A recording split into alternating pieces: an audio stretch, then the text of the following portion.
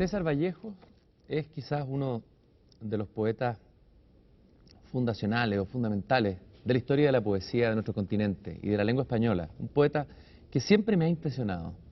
Hay algo en su tono, en su lenguaje, hay una fisura, una mezcla de nostalgia, de dolor y al mismo tiempo de ansia absoluto impresionantes. Y quiero partir esta conversación de hoy leyendo un poema de César Vallejo. Siento a Dios que camina tan en mí con la tarde y con el mar. Con Él nos vamos juntos, anochece. Con Él anochecemos, orfandad. Pero yo siento a Dios y hasta parece que Él me dicta no sé qué buen color. Como un hospitalario es bueno y triste. Mustia un dulce desdén de enamorado, debe dolerle mucho el corazón.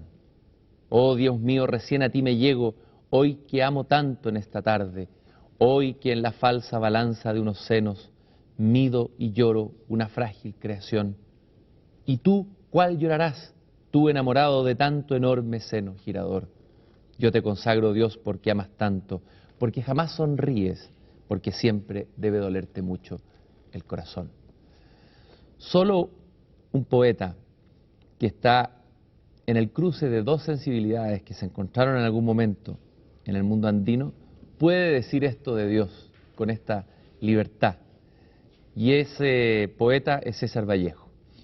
Y he escogido a César Vallejo para iniciar una conversación o un viaje a uno de los mundos más fascinantes, un mundo frontera de cruce de idiomas, de cruce de cosmovisiones, de visiones de dioses distintos, de dioses plurales y de dioses monoteístas. El mundo andino, el mundo inca, el mundo de nuestros dioses perdidos y reencontrados. Y para hablar de eso está conmigo en esta conversación María Rozborowski, siempre se me equivoca su apellido, voy a pronunciarlo de nuevo, es Rozborowski, un apellido polaco. Ella es etnohistoriadora, autora de libros que ya son clásicos en la materia, entre ellos Estructuras andinas del poder, ideología religiosa y política, que nos ayuda a entender muy bien el mundo incásico. Pachacamac y el Señor de los Milagros, un libro muy interesante que hace un recorrido a partir de un rito muy popular en el Perú. Está también la historia del Tahuantinsuyo, y un libro también que se ha hecho polémico ahora, ella nos lo explicará después por qué, que es la biografía de esta mujer mestiza, la ilustre mestiza, doña Francisca Pizarro. María, muchas gracias por estar aquí conmigo. Es un lujo tenerla aquí en este programa. Bueno, para mí también es muy agradable estar con usted, que ha hecho tantos programas, y estar en Chile después de un congreso de americanistas que ha sido muy interesante y para mí muy intenso. María, su vida es intensa. Usted es una mujer llena de intensidad y energía. Yo seguí un poco sus pasos. Y digo sus pasos porque usted no es una estudiosa que se haya encerrado en una biblioteca o solamente en unos archivos a investigar la historia, sino que ha salido a caminar buscando aquello que encontró en los archivos. Usted, yo he dicho que su apellido es polaco, pero usted es polaca y barranquina. ¿Cómo es esta mezcla? Cuénteme un poco de su propia historia. Bueno, de niña lo sentía mucho, esas dos corrientes, padre polaco, madre peruana, y de una familia del sur del Perú, que ya tenía varios siglos asentada, y me jalaban, porque tanto mi padre como mi madre, cada uno me jalaba para sí. Ajá. Entonces me sentía un poco así destrozada entre los dos, pero con los años ya he ido echando raíces y ahora tengo profundas raíces andinas. Profundas raíces andinas. Andinas. ¿Usted sí. se siente andina? ¿Usted fue concebida en Puno? En Puno, sí. Pero no crea, también mi padre siempre me inculcó mucho patriotismo, Polonia, he tenido institutrices polacas y bueno, hablo polaco a pesar de los años que ya no vivo en Polonia, sin embargo no me olvido. Y la historia suya como historiadora es una historia muy fascinante. Usted se transforma en historiadora, pero no por un camino tradicional, no parte desde la academia. ¿Cómo es la historia? ¿Cómo se hace usted historiadora, María? Es que Nada es tradicional ni convencional en mi vida, Ajá. y menos mal porque no me gustan las convenciones. Ajá. Yo siempre me gustó la historia, eso definitivamente, pero no fui al colegio hasta la media, lo que nosotros llamamos la media, ¿no? Vivíamos en el campo, mi madre no aguantó el frío polaco. Ujú. Entonces mi padre vendió la hacienda que había comprado en Polonia y nos fuimos a Francia. Busqué en la hacienda, tras de la caballería, había una puerta escondida debajo de una cantidad de heno. Ajá. Y por curiosidad estaba buscando, encontré una puerta secreta. Ajá. Y entonces fue mi paraíso, porque era la biblioteca del antiguo dueño de la hacienda, le Comte de Bonny, que dejó ahí su biblioteca y nunca la pidieron. Y nosotros nos fuimos después de 8 años de la hacienda y nadie la reclamó. No sé qué habría, pero había maravillas para mí. ¿Algún recuerdo de un libro que haya marcado una imagen? Bueno, había todos los clásicos franceses. Ujú. Me los leí todos. No sé qué entendería al leer Voltaire. No sé. ¿Cómo es esto de ser historiadora más que de archivo o de estar No, de encerrado? archivo sí. De archivo también, pero Muy de caminando. archivo. ¿Cómo es esa mezcla entre el archivo y el caminar? Porque he trabajado en muchos archivos. He tenido 2 becas importantes para el Archivo de Indias, General de Indias de Sevilla, una Guggenheim, y después de muchos años una beca Ford, una beca de la Fundación Ford, y después también he trabajado en los archivos peruanos bastante, inclusive en distintas provincias, en pueblos, he ido a buscar archivos. Ujú. Y como no había, no pude ir al Cusco, puesto que tenía familia, marido, hija, pues me dediqué a buscar documentos sobre la costa peruana, que siempre todos los historiadores, Cusco, antes que todo, yo también al principio. ¿Cuál es para alguien que no conoce esta diferencia que es muy importante en la conformación no solo geográfica sino cultural del Perú, cuál es la diferencia esencial entre un mundo de la sierra y el mundo de la costa en Es Perú? muy distinto. La costa con sus desiertos, con sus ríos que vienen solo en temporada, y no es un paisaje que de pronto lo cautiva a uno, no, es un paisaje triste, soñador, nostálgico. Ujú. Y el mar pues le da un ámbito especial. En cambio, la primera vez que fui al Cusco fue así una revelación. Ujú. Su luminosidad, su aire, es completamente otra cosa. Y desde el punto de vista cultural, del desarrollo de las etnias que se dieron ahí, desde su mirada de etnohistoriadora, ¿cuáles son las diferencias entre esos dos mundos?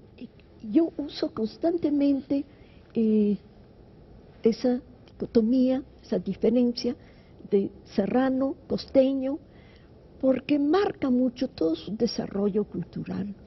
Y hay esos 2 polos Ujú. de lugares, se atraen y se rechazan. Ujú. Entonces hay constantemente una atracción y un rechazo. Ujú. Y toda la historia gira en torno a eso. Y para conocer la costa, me di cuenta que había que no generalizar valle por valle, sino que cada valle tiene su propia historia. Ujú. Y esta influencia sierra, costa, a dónde está el centro de poder, si en la costa, si en la sierra, y cómo lo sienten sus habitantes a través del tiempo. Usted hizo una investigación sobre las rayas de Nazca, que es algo que siempre ha traído y despertado la imaginación de todo el que me escucha desde afuera. ¿En qué consistió esa investigación y llegó a una conclusión o a una hipótesis interesante? Sí, es que desde Cossack primero y después María Reige, que fue realmente una gran amante, conocedora y descubridora en el fondo, no fue la primera, pero en fin, es la persona que se ocupó y cuidó de las rayas de Nazca.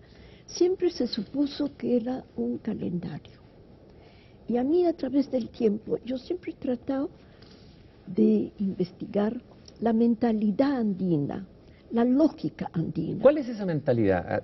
Si tuviera que explicarla en pocas palabras, o esa lógica andina a diferencia de la lógica, por ejemplo, de los españoles. Es que es totalmente distinta, por la sencilla razón que no ha habido difusión en el mundo andino, como ha habido entre el viejo mundo, entre Asia y Europa. Ha habido siempre esporádicamente, es decir, una difusión, un préstamo de conocimientos. El mundo andino es aislado. Y yo llamo mundo andino costa, sierra, selva, porque es un todo geográfico y aunque se repelen y se atraen, están comunicados, que quieran o no. Y me pareció muy interesante indagar en esa mentalidad. Y el mundo andino es gente que vino con un bagaje pequeño de conocimientos. Llegaron, aterrizaron acá. Y encontraron un ambiente geográfico tan hostil, tan difícil, con unos desiertos sin fin, unas quebradas que también sin fin, que subir y bajar, bajar y subir, unas punas congeladas y una selva enmarañada. Entonces es para poder apoderarse de esa tierra, de producir, hacerla producir, hacer su hogar y su ambiente, se necesitó pues un esfuerzo muy grande de ese poblador primero que vino. Y la misma configuración geográfica hizo que tuvieran que unirse entre ellos, porque para domar esa naturaleza tenían que unirse por la poca tecnología que tenían, o sea, tuvieron que desarrollar su propia tecnología, que es sumamente interesante de profundizar. Ahora, volviéndolo a la raya de Nazca, entonces, el conocimiento de esa mentalidad le hizo a usted llegar a una hipótesis distinta a las tradicionales. Porque cada vez que he tratado de abordar cualquier tema andino, cuando profundizo encuentro una enorme diferencia y nada que ver con Europa, con el viejo mundo. Entonces también me interesó profundizar las rayas de Nazca y encontré que no tiene nada que ver con calendario. Un calendario tan complicado que hace años que los estudiosos están trabajando sobre él y no encuentran una solución a ese calendario, porque no es calendario. ¿Y qué son entonces, cree usted, las rayas de Nazca? Una cosa mágica religiosa, porque el mundo andino no separa como nosotros separamos la política, la religión, dos cosas que no. Por eso en ese libro mío usted ve que pongo ideología religiosa primero y política después, porque es un todo. Lo sagrado y lo político estaban juntos. Todo junto. Es un mundo animista, donde usted encuentra que el mar tiene personalidad, la tierra, donde el aire, el viento, las cumbres, todos tienen vida. Es un mundo que palpita de vida. Entonces lo quieren encasillar en un calendario que no es racional para ellos. ¿Qué ocurrió aquí? Esto es interesante en el sentido que se tiene que haber producido un abismo entre incluso un lenguaje, una manera de entender lo divino, por ejemplo, que podríamos ejemplificarlo con eso, entre el mundo hispánico y el mundo andino. ¿Cuál era ese abismo, digamos? ¿Y cómo se produjo el encuentro, desencuentro? ¿Qué pasó ahí? Ese abismo todavía existe. Y eso es la tragedia del Perú. Porque los españoles no le dieron educación al mundo andino. Al principio sí, a los curacas, son los caciques, es una palabra traída por los españoles de Centroamérica. Y despreciaron toda la tecnología andina y ahora con gran trabajo está volviéndose a esta tecnología. Por ejemplo, en las regiones más altas del Perú, de Puno, se está volviendo a tratar de resucitar los medios que tenían para cultivar grandes extensiones de tierra que ahora están eriazas. ¿Cómo se puede llegar a saber más de ese mundo andino si era una cultura ágrafa, es decir, sin escritura? ¿Cuál es el medio de acceso a conocer la memoria y la historia de ese pueblo? Bueno, una de ellas es los documentos administrativos que han dejado los españoles, que eran grandes burócratas que escribían todo, apuntaban todo. Renegamos de los burócratas actuales, pero los españoles nos legaron muchos documentos. Y nos dejaron una mentalidad burocrática, además. También, y también en sus crónicas se proyectaron ellos mismos a eso. Y entonces muchas veces cuentan sus propias vivencias, sus propias ideas, sus propias creencias, las vierten como si los andinos tuvieran esas ideas, y no es así. Aquí tenemos una de las formas que se supone, usted me lo va a explicar, de comunicación o de escritura, análogo a la escritura. Me refiero a los quipus. Me gustaría, vamos a mostrar un quipu, una réplica de un quipu que está aquí en el Museo Precolombino de Santiago de Chile. Ese quipu es muy interesante y hasta ahora, bueno, hay muchos investigadores que se dedican, ya algunas cosas se saben, siempre hay una cuerda principal, otras distintas, también hay cuerdas subsidiarias, el color tiene significación, los nudos, también hay es un mundo que conoce el sistema decimal, aunque no conoce el cero, la nada, pero sí todo está armado en un sistema decimal de 10. Y tiene los nudos de 10, de 100, de 1000, de 10.000, etc. Ahora, ¿estos quipus servían para transmitir información numérica o también para transmitir otro tipo de información? Parece que también histórica. Todos dicen, en el siglo, los que del siglo XVI dicen que sí. Pero el cálculo final solo se apuntaba acá. El cálculo en sí se hacía en ábacos, que tenían casilleros, 10, 20, en casilleros. Y la suma final acá. Y existía en el incario, todo se ponía, es un incario cuando uno profundiza en él, es sumamente planificado, porque el Inca necesitaba saber, por ejemplo, qué población tenía en tal o tal sitio, y lo sabía por los quipus. Entonces llamaba a su quipucamayo mayor, venía y le decía en tal pueblo, tal gente, tal otro. Increíble de precisión que podía hacer. Y aparte de los quipus, María, ¿existía también alguna tradición oral? Por ejemplo, cantos, canciones, cantos épicos. Sí, sí, había. Los incas tenían su historia en ciertas ceremonias en la plaza de Aucaypata, la plaza mayor del Cusco, se reunían y había personas dedicadas a memorizar los cantos, esas melopeas, y entonces cantaban, y cantaba primero una panaca, que son los ayos, la organización social inca, cantaba uno de una panaca, contestaba la otra panaca, y la chicha circulaba libremente, y así podían recortar. Después tenían también un sitio donde pinturas, su historia la pintaban. Y le contaré una cosa que yo encontré en Sevilla, que me pareció interesante comunicarlo. Es que llegó un nieto de Hernando de Soto, uno de los conquistadores, que se casó, o no sé, dicen que se casó, con una princesa inca. Y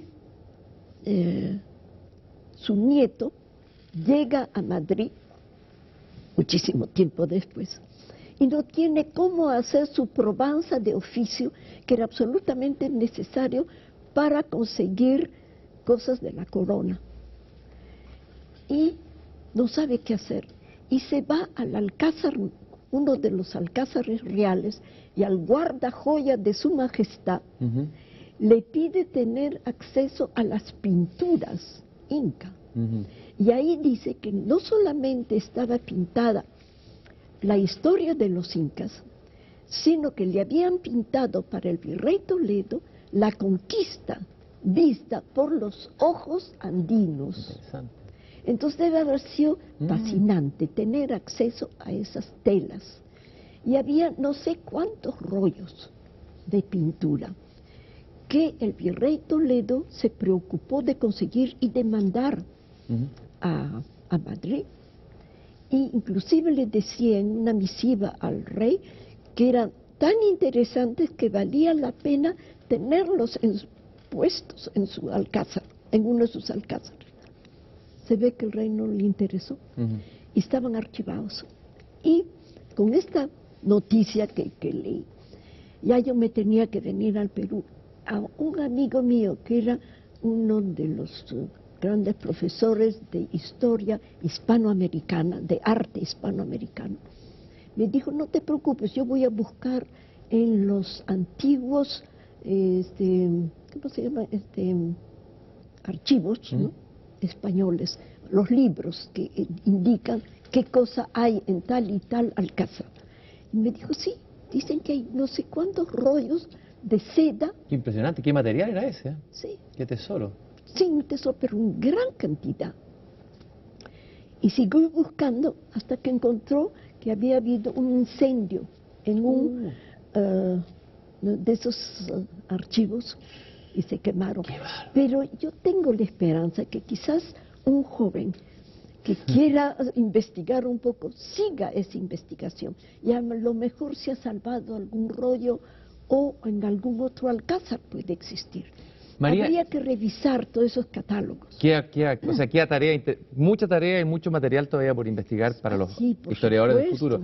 ¿Qué fue? Usted en este libro, Estructuras Andinas del Poder, se mete a fondo, ¿no es cierto?, en el mundo andino y en la estructura de poder incásica, ¿no es así? Sí, sí.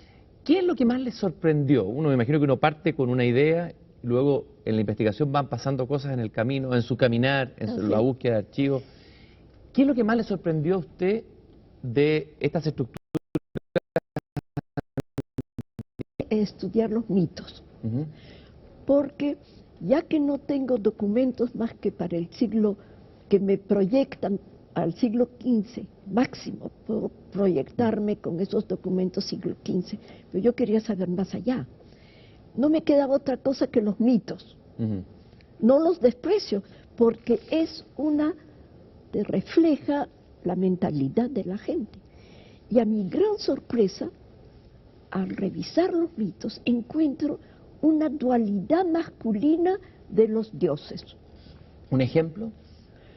Por ejemplo, Apo Catequil en el Huamachuco, en el norte, y Piquerao, su segunda persona, aunque los arqueólogos a la fecha no se dan cuenta, no aceptan, porque no han leído la gramática yunga de Fernando de la Carrera de 1644.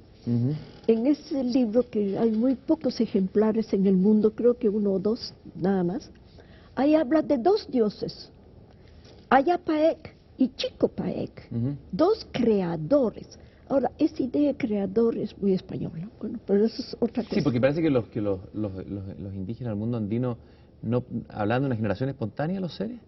Sí, ellos salían, los incas salen de una cueva con sus vestidos, sus adornos de cabeza, que son muy importantes, sus armas. O sea, no es el dios creador el que los modela, como el dios alfarero o el dios... No, el mundo es, sencillamente. Entonces ellos salen unos del mar, de lagunas, de ríos. Qué hermoso eso, qué interesante. O sea, el mundo es. Y encontré, lo cito en uno de mis libros, un pensador chino que también en el siglo XVI piensa que el mundo es. Entonces es hermoso, ¿no? No tener que buscar un creador. Esa imagen de Dios creador andino para mí no existe. El Dios es y la gente sale de su pacarina, pacarisca. Es el sitio de nacimiento, espontáneos, con sus tocados, con sus creencias, sus semillas, todo. Entonces es hermoso. Ahora, de ahí, de ese estudio de la mitología, usted va a estudiar las estructuras de poder. ¿Y qué descubre interesante en este mundo? Que descubro que hay diosas. Hay diosas femeninas. Hay diosas femeninas. Y así como los dioses son duales y son los que tienen los fenómenos, controlan los fenómenos naturales como Pachacamac, los movimientos sísmicos, la noche. Otro dios, Pichama, el doble de Pachacamac, controla el día, es el dios del día, de la luz. Las diosas son las subsistencias humanas, son más cálidas, están más cerca de la población. Una es la diosa del mar, de la tierra. Hay las subdiosas pequeñas del axón, que es la papa, del maíz, del camote, de los diferentes alimentos, la quinoa, la kiwicha, qué sé yo, tantas plantas y comestibles. Y ellas son las que fomentan, pero al mismo tiempo ellas son las que dividen. Esa dualidad masculina, ellas forman el polo opuesto. Y eso se refleja en los mitos, que el padre no existe. ¿Es un padre ausente? Sí, así en los mitos hay unos cuentan que lo han asesinado, ha muerto, ha desaparecido. ¿De dónde viene eso? ¿Qué Entonces es una constante en toditos los mitos. Encontré, y por otro lado, el binomio madre-hijo, nada más. Y hermano-hermana, ¿no? Hermano-hermana. Y entonces me pareció tan raro eso, que acudí a unos amigos psicoanalistas. ¿Ya? Y decidimos trabajar juntos. Interesante. Y a través de 3 años, que nos reuníamos una vez a la semana, forzosamente, escribimos un libro, Entre el mito y la historia. Y llegamos a varias conclusiones. Una, que en el mundo andino no había el horror al incesto. No había. Y yo voy más allá. En el banquete que Freud dice, de la cultura nace de ese padre omnipotente, odiado, amado, que los hijos lo matan y lo comen. En el mundo andino hay la madre omnipotente que matan y comen. Hay una estrella en el cielo que tiene el nombre justamente de ese festín. ¿Cómo se llama esa estrella? Ay, ya me he olvidado cómo se llama. Bueno, no importa, pero qué interesante esto, impresionante. Sí, entonces es completamente O sea, son dos psiquismos distintos, son dos arquetipos totalmente distintos. Distintos, pero que tienen algo de unión, porque es lo mismo. Se comen a la madre, matan a la madre. Y existe la diosa de la cultura Chavín de Huántar, la madre con vagina dentada. Es una madre castradora, temible, aterradora, que con el tiempo va cambiando y se va volviendo una madre más asequible, la que da los alimentos al mundo. ¡Qué bueno! Si no es terrorífico para los hombres. Usted dice, por ahí anoté en un libro, que hay una relación entre el dualismo de estos dioses femeninos y habla de la cuatripartición. ¿Qué es lo que es esto de la cuatripartición y cómo se refleja eso en el arte, en la manera de hacer textiles? Y en el gobierno. Y en el gobierno, eso me interesa. Entonces, si los hombres son dioses, son duales, eso se refleja porque el gobierno también tiene que ser dual. Y hay apus, montañas, que son duales también, 2 picos. Y eso se refleja en la organización, es decir, hay un jefe para arriba y un jefe para abajo, Anan y Uri, pero cada uno de ellos tiene su auge, su hermano. Entonces, el jefe de arriba, que siempre entre los incas es Chinchaysuyo, tiene su hermano de Antisuyo, la selva. Entonces forman una dualidad de arriba. Y hay los de abajo, que es también su auge, su hermano, Collasuyo y Colesuyo. O sea, ¿qué le debe haber pasado a los españoles cuando se encontraron con esta estructura tan distinta a la de ellos? ¿Cómo se produjo la colisión ahí entre ellos? Yo consulté una vez, de las que estuve en España, con profesores de un poco de España, pero más profundizado en la geografía y en todo esto. Y entonces me dijeron que ellos tenían siempre en España el alto y el bajo, ¿no? el pueblo de arriba, el pueblo de abajo. Entonces eso no los chocó. Lo que les chocó es la dualidad de los dos jefes de arriba, dos jefes de abajo, dos dioses masculinos. Y que de ahí ellos toman, pues, y lo simplifican.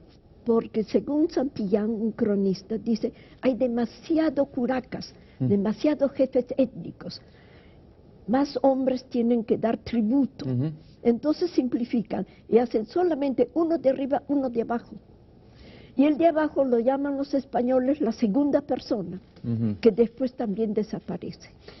A nosotros aquí en Chile, donde existían los mapuches, que tenían una forma de organización totalmente distinta, mucho más horizontal, dispersa, lo que significó una resistencia mucho más difícil, a pesar de que, digamos, en términos de capacidad militar, obviamente menor que el Imperio Inca. Sin embargo, la resistencia fue más dura aquí.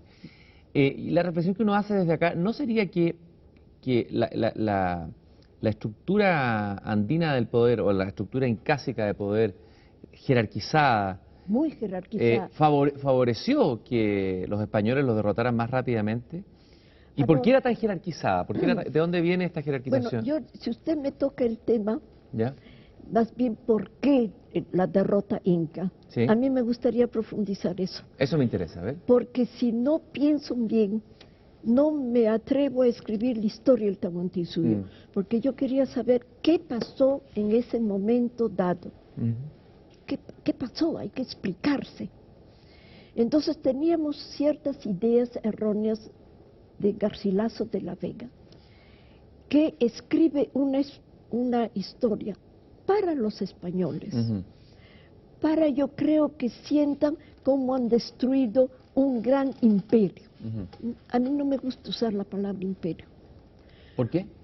Porque trae reminiscencias del viejo mundo, y yo trato, porque estamos en esa época de la investigación andina, del lugar, no meternos a comparaciones con el viejo mundo, para encontrar las raíces de acá, y no confundirnos.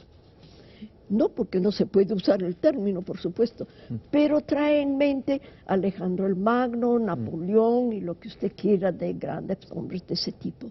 Yo prefiero usar la palabra Estado, que es más neutra. Entonces, Garcilaso da una historia inca de incas llorones, que todo lloran, de todo, y a mí me da muchísima cólera, porque eran gente como nosotros, con pasiones, odios, amores, y que eran rudos, sobre todo en sus principios, muy rudos, que se ponen refinados cuando conquistan el Chimú, el norte, que eran muy refinados. Y eso cambia la manera de ver. Además, él crea una utopía. Y entonces todos los historiadores siguen con esa cosa utópica, utópica. No, los incas eran gente como nosotros, como nuestro, el hombre no ha cambiado, siempre es el mismo. Y ellos estaban hartos de los incas, los grandes señores andinos. Yo he hecho un trabajo también sobre las fronteras y sobre la existencia de grandes señores de diferentes grandes lugares del Perú. Entonces, esos grandes señores, que a veces los incas no habían necesitado hacer guerra por la reciprocidad andina, un hábito que es común en todos los pueblos del mundo cuando no se conoce el uso del dinero. Entonces todo es distribución, acaparamiento y redistribución por el gobierno. Qué interesante eso. Es muy interesante.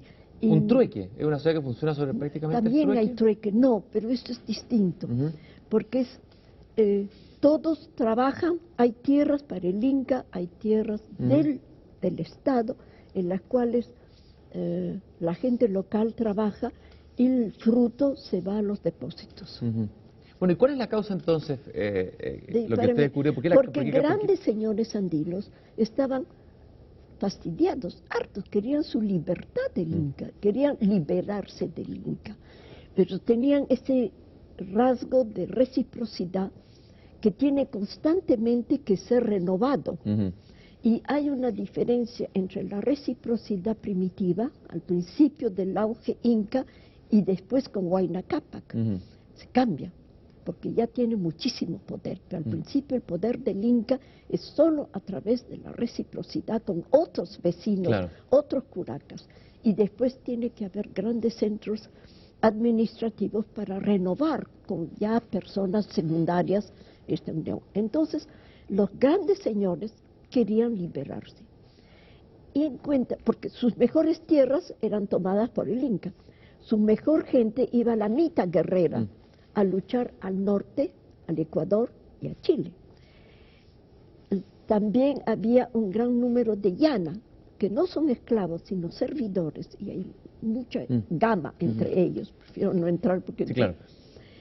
Y entonces estaban descontentos porque estaban empobrecidos, tenían mucho menos tierras, menos poder. O sea, eso explica que se debilita a los incas. Descontento. Porque se puso un descontento que debilita la reciprocidad, claro. Y quieren sacudirse del yugo inca. El pueblo le pasa igual, porque la mejor gente se va afuera de mitimais, o sea, de colonos, al ejército, de llanas, de servidores, y los que quedan en su pueblo tienen el doble de trabajo por los ausentes. Entonces hay un descontento general. Y cuando hay esta discusión entre los dos hermanos, el poder central está debilitado. Llegan los españoles en casas de madera, como llaman los andinos, encuentran que es el momento preciso de sacudirse, sin pensar que después van a venir oleadas de gente distinta. Entonces, sencillamente... Que el remedio va a ser peor que la enfermedad. Así es. Entonces,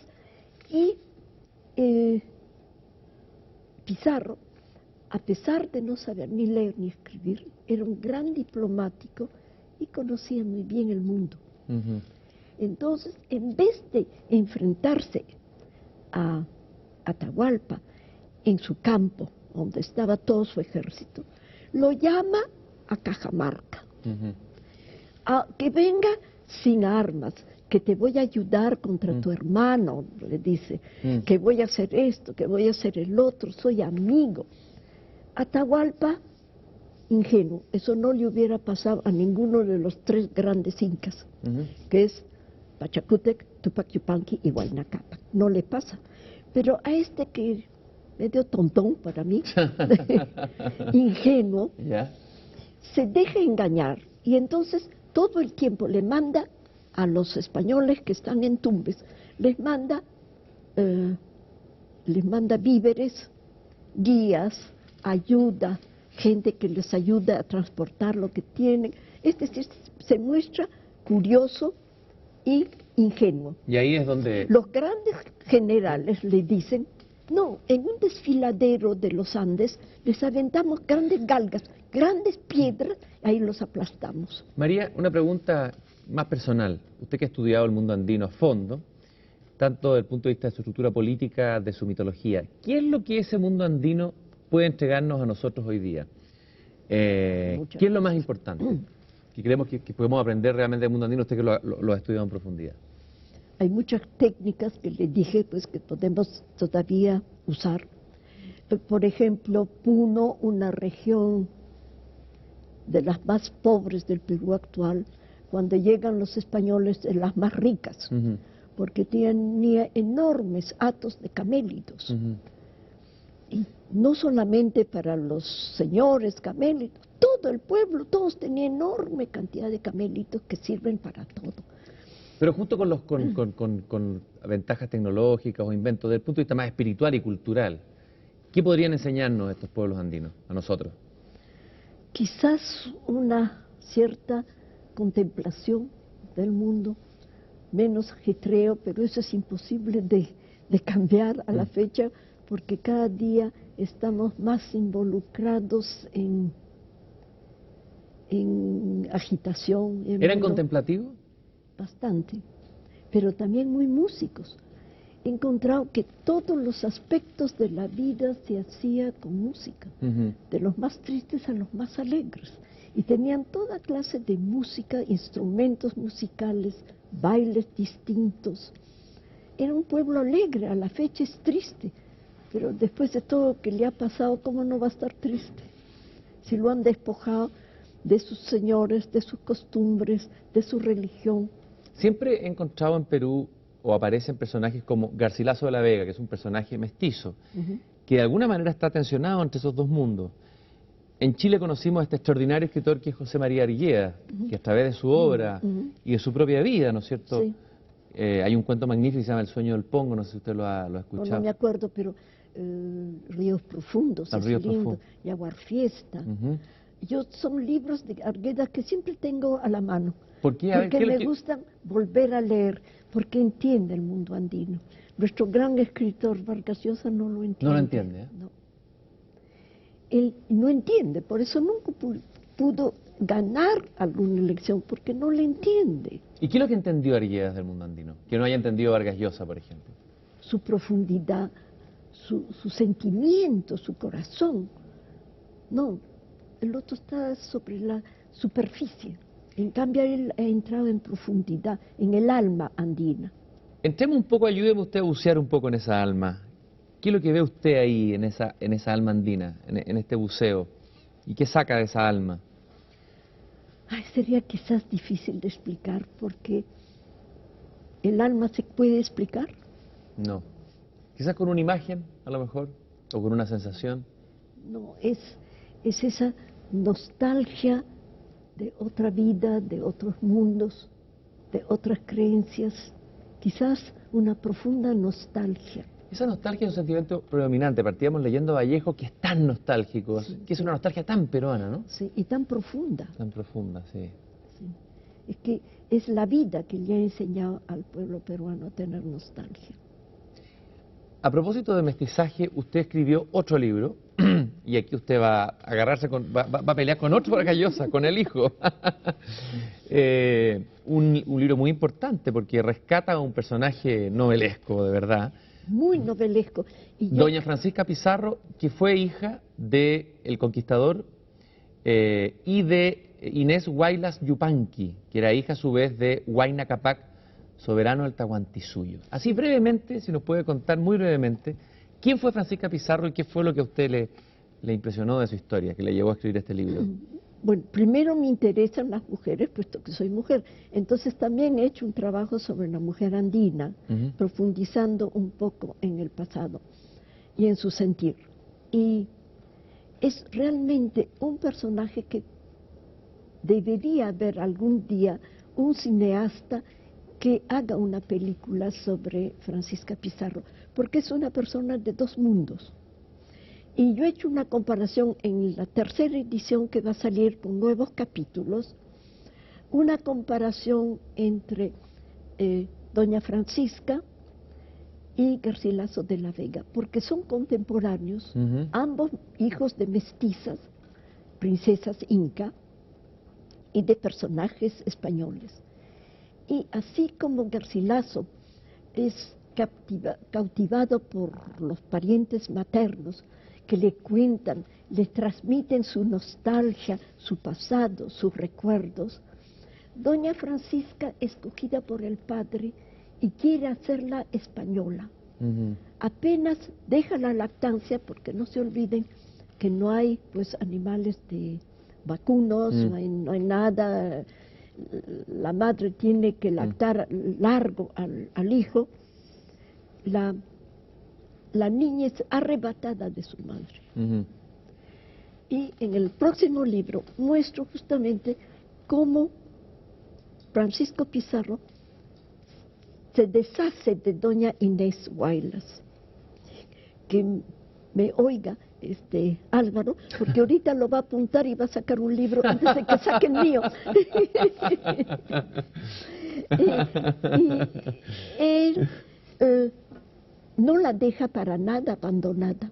Encontré, después de haber escrito este libro, en el Archivo General de la Nación, en protocolos notariales, que son documentos muy de fiar, todo lo que Pizarro la asegura económicamente a Inés. Le deja casas tiendas, viñedos, chacras. O sea que la deja bajo ese aspecto bien asegurada. Y luego cree que para ella, para mantener su estatus en la Lima, en la ciudad de los Reyes, la casa con un español.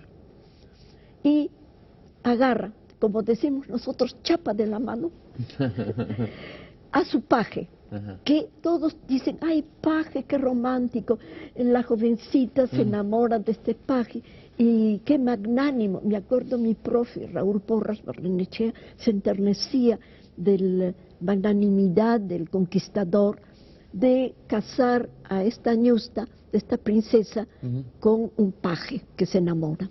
No fue nada así.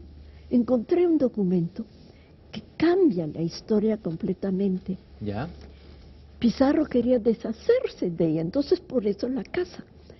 Y la casa con un hombre que no podía ser muy jovencito, puesto que deja en España 3 hijas, una de ellas casada. Entonces no podía ser. Y este vino en 1535 con Hernando Pizarro, cuando vuelve Hernando Pizarro de llevar el rescate de Atahualpa. Qué impresionante la historia, ¿eh? Sí. Y usted se hace varias preguntas aquí, como que una historiadora quizás no puede responderlo, solo podría un novelista. Bueno, hay uno ya, que es Álvaro Sí. Vargas Llosa. Sí, pero no hubiera importado si en su prólogo él pone biografía novelada. Ajá. Entonces ya eso le da permiso. Con las noticias sobre Francisca de fulana y tal. Pero no la cita usted. No, pues. Y más bien me trata mi libro como una monografía, como puede un estudiante de la universidad hacerle una monografía a fin de curso, ¿no? Bueno, es una falta de respeto, evidentemente. Ahora, María, usted hace unas preguntas ahí, por ejemplo, se pregunta, ¿qué habrá sentido ella en términos de amor? ¿Habrá recibido el amor de un hombre, una mujer que venía de eso? Se hace una serie de preguntas que van más allá de la historia. ¿Qué fue lo que más le intrigó? ¿Qué es lo que usted quería saber cuando investigó la historia de esta A mí mujer? me hubiera gustado saber cómo le fue con Puerto Carrero, dice el documento, Puerto Carrero, porque era mucho menor que él. Y una situación muy curiosa y ambigua entre Francisca y su hijo, Francisco también. Porque el hijo se casa por poder, no le interesa ir a Madrid, se queda en Trujillo, se casa por poder con la hermana del que era el novio de Francisca. Es un enredo familiar muy grande. Quizás como los Portocarrero no tenían dinero, estaban luchando por conseguir su título de conde. Sencillamente le ponen como condición que se case el hijo con la hija, cambio, para que tenga una dote, sin dote, una hija se casa sin dote. María, yo quiero agradecerle mucho haber estado aquí en esta conversación, que por supuesto que queda abierta, hay muchos temas que han quedado pendientes. Vamos a recomendar a todos los que nos siguen buscar este libro, Doña Francisca de Pizarro, una ilustre mestiza. Y la tercera edición, por favor. La tercera, que viene con nueva información, la historia del Tahuantinsuyo, donde se puede resolver el enigma de por qué los incas fueron derrotados por los españoles. Pachacamac, el Señor de los Milares, que lamentablemente no alcanzamos a ver, porque es una historia interesantísima sobre una trayectoria, un mito que toma muy profundo, de milenios. De milenio, y Estructuras Andinas del Poder sobre el imperio incásico. María, muchas gracias por haber estado en esta conversación y que nos trajo la belleza, la sabiduría, la pasión y la nostalgia de este mundo donde usted viene. Bueno, muchas gracias a usted por sus preguntas tan buenas, tan inteligentes, y para mí es un gusto poder entrar en contacto con el público chileno. Gracias.